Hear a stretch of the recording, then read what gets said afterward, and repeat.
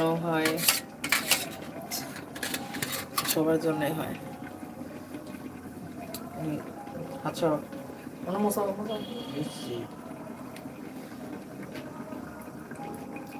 আমার বাসায় এখন সময় অমর অসুস্থ তো, ওই যে হসপিটালে ভর্তি ছিল না, তো বাসায় নিয়ে আসলাম, মানে প্রাইভেট ডাক্তার দিয়ে দেখালাম, টেস্ট করলো, সব করলো, কিছু ধরা পড়ে নাই, নর্মাল আসছে। কিন্তু এখন বাসায় এসে আবার রক্ত আসতেছে নাক দিয়ে,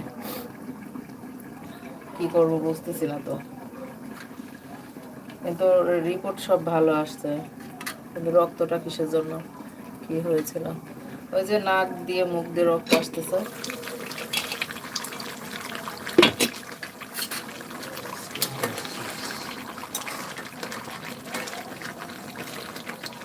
নাক মুখ দিয়ে একভাবে রক্ত আসতেছে আর কি। তো কালকে যখন নিয়ে গেছি, তারপরে ইঞ্জেকশন করছে, করার পরে সারাদিন আসছিল না, কিন্তু এখন আবার রক্ত।